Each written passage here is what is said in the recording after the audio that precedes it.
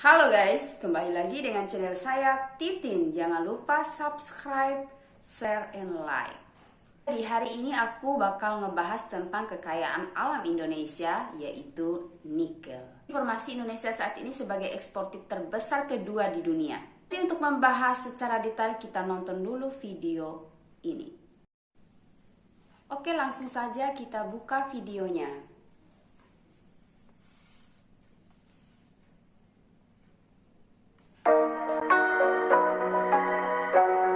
Indonesia bisa goyahkan industri Eropa. Indonesia patut bersyukur dan bangga karena dilimpahi begitu banyak sumber daya energi dan tambang bernilai ekonomi tinggi yang sangat dibutuhkan oleh dunia. Salah satu bahan tambang tersebut adalah nikel. Bahkan Indonesia telah dinobatkan sebagai penghasil nikel terbesar di dunia. Indonesia memiliki cadangan nikel sebesar 72 juta ton.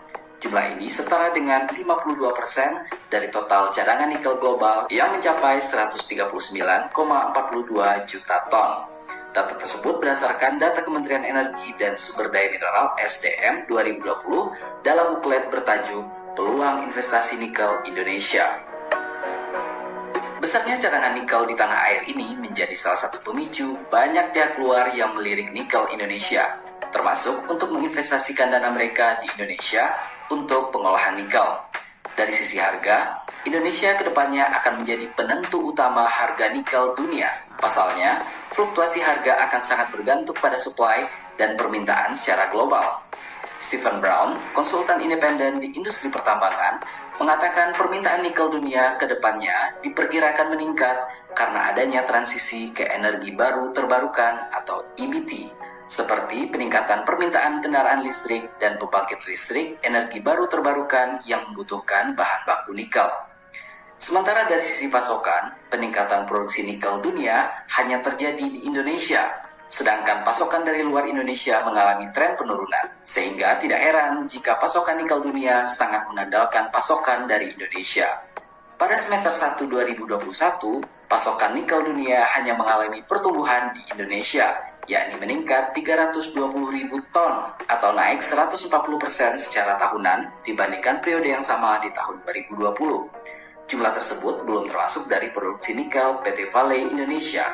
Sementara di luar Indonesia secara global, pasokan nikel justru menurun 265.000 ton atau turun 26% dibandingkan periode semester 1 2020.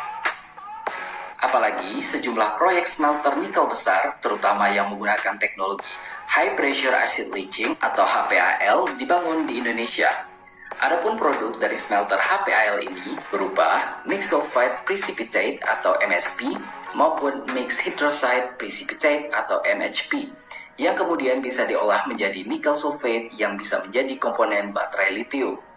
Pasokan nikel ini terutama dari smelter di sejumlah kawasan industri nikel seperti PT Indonesia Morowali Industrial Park di Morowali, Sulawesi Tengah, kemudian PT Indonesia Weda Bay Industrial Park di Halmahera Tengah, Maluku Utara, selanjutnya PT JNI di kawasan industri Morosi, Kabupaten Konawe, Provinsi Sulawesi Tenggara, selanjutnya PT Fit2 Dragon Nickel Industry di Konawe, Sulawesi Selatan, serta Harita Group di Pulau Obi, Halmahera Selatan, Maluku Utara.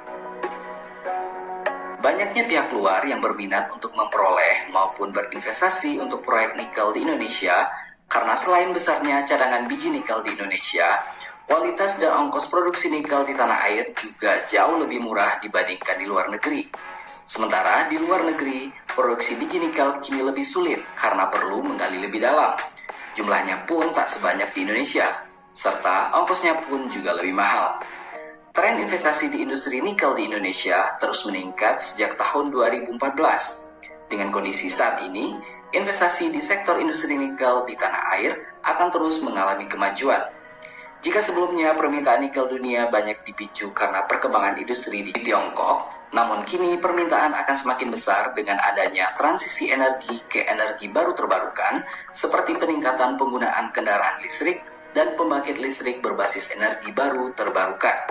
Transisi energi ini akan memakan banyak nikel sehingga permintaan nikel ke depan pasti akan terus meningkat. Untuk memacu pertumbuhan pengolahan nikel dalam negeri, pemerintah telah melarang ekspor nikel yang berlaku sejak 1 Januari 2020 sesuai dengan Peraturan Menteri SDM Nomor 11 Tahun 2019.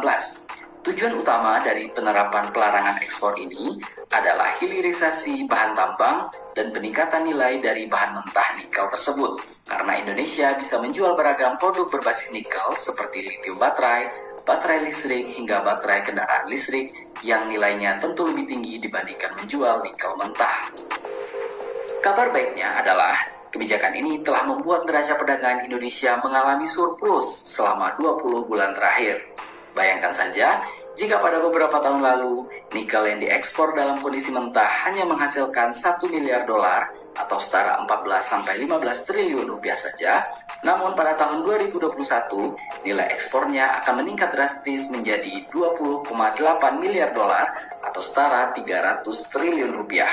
Selain peningkatan neraca perdagangan, peningkatan investasi di sektor industri nikel Indonesia juga berdampak pada adanya rekrutmen ribuan tenaga kerja baru, serta peningkatan pendapatan lainnya seperti PPh Badan, PPh Karyawan, PPN, dan PNBP.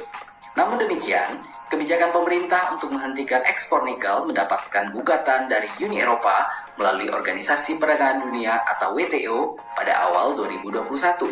Uni Eropa menganggap Undang-Undang Indonesia tentang minerba menyulitkan untuk bisa kompetitif dalam industri baja, terutama produk stainless steel, karena nikel sangat dibutuhkan sebagai bahan baku utama pembuatan stainless steel. Mereka menganggap larangan tersebut akan mengganggu produktivitas industri stainless steel dan ini juga akan mengancam nasib 30.000 pekerja langsung dan 200.000 pekerja tidak langsung dari industri baja tersebut.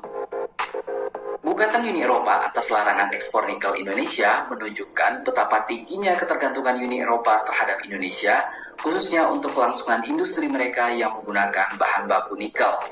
Industri-industri tersebut pun bisa terguncang hebat apabila penghentian ekspor nikel ini berlangsung sangat lama, mengingat Indonesia adalah pemimpin dalam pasar nikel dunia. Di lain sisi, Indonesia seharusnya tidak perlu gentar dengan gugatan tersebut.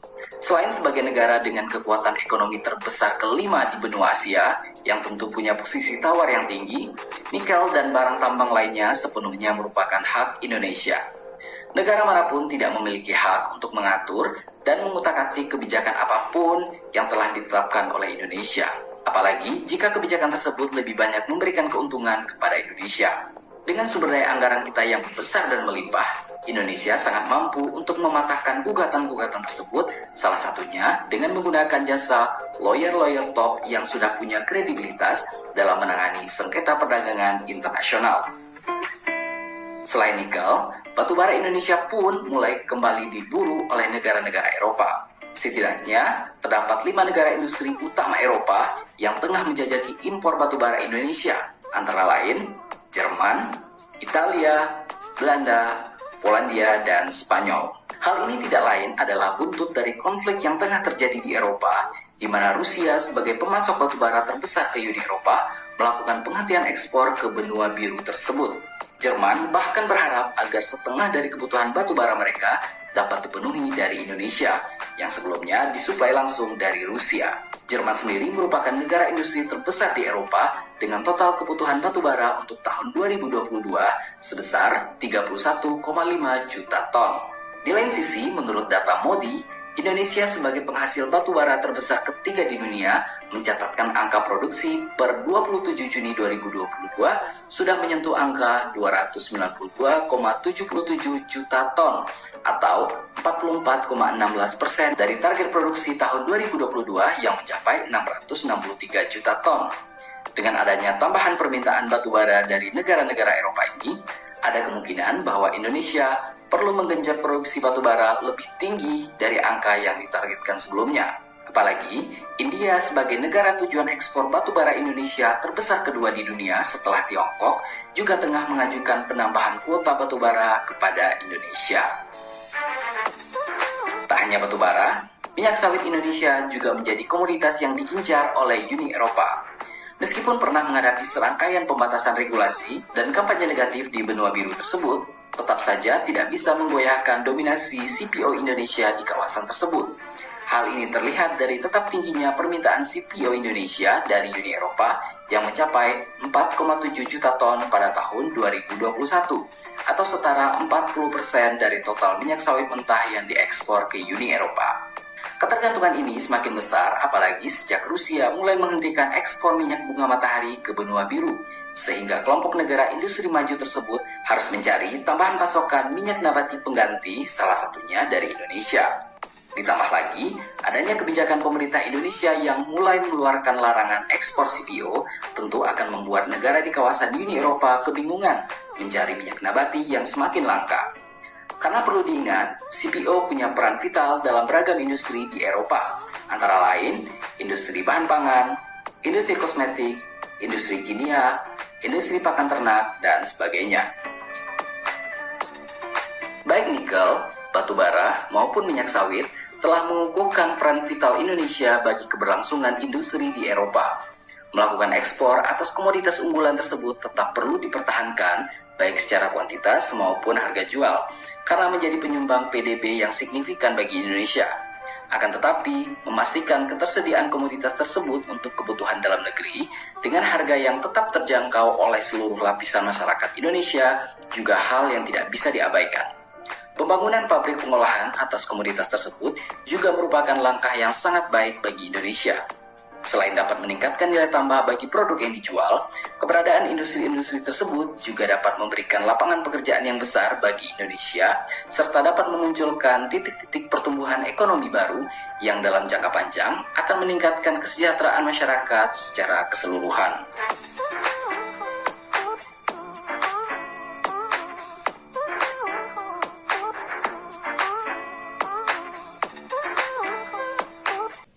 Jadi guys, videonya sudah selesai dan pembahasannya sangat luar biasa bagi saya.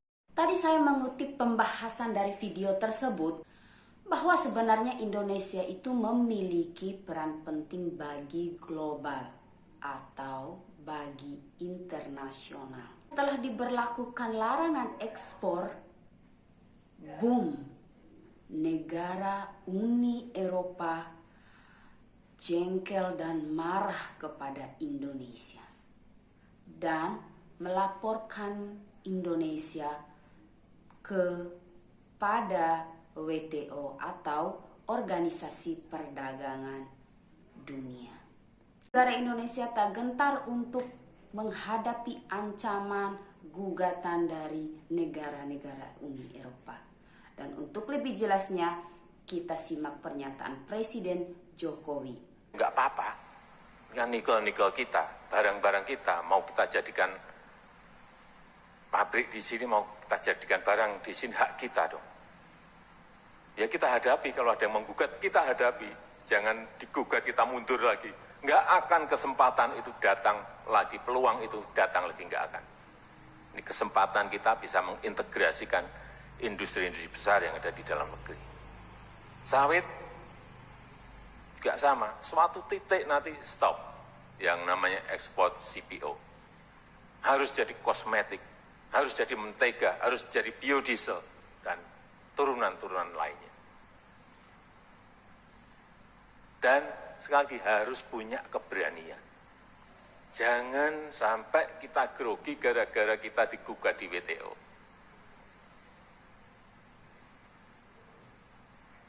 Jadi siapkan lawyer yang kelas-kelas internasional dan nggak kalah. Di sini video saya dan mohon maaf apabila ada kekurangan dari video saya dan sampai jumpa, dadah.